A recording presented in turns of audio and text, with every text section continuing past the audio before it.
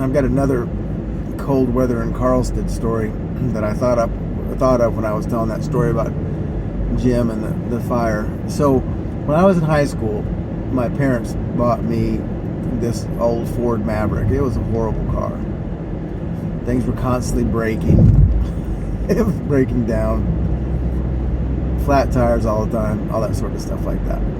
But anyway,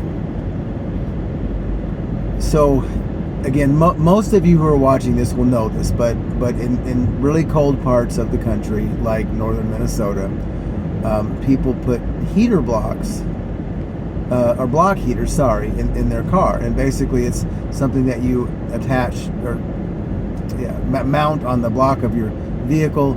You plug it in and it keeps the oil and it keeps the engine warm-ish, so that it's easier to start when it's 20 or 30 degrees below zero.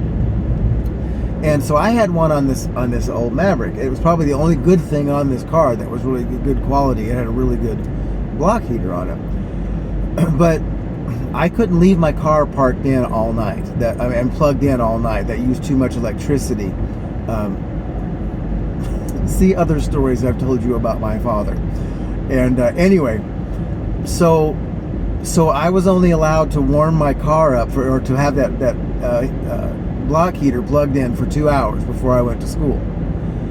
Now, this is my fault, and I admit it.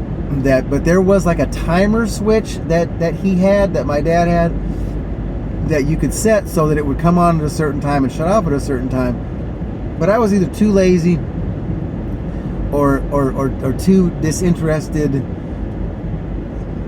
or whatever to figure out how to use this thing. So what I would do is that the mornings that I was going to drive to school, I would set my alarm for like 4 o'clock.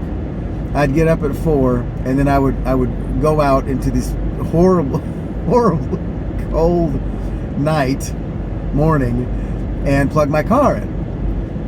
So that then when it was time to go to, or maybe it was 5, whatever. But anyway, so when it's time to go to school, the car would start.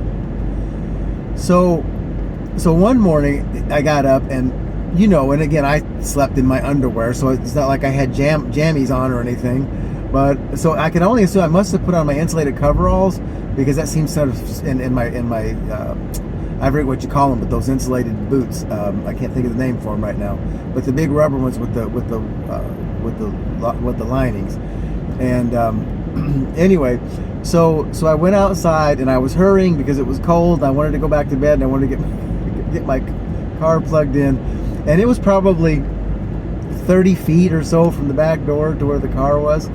And so I go hurrying out there, and there was a tree root that was across the way. It was, of course, there was snow and ice on the ground because it's Carlsted.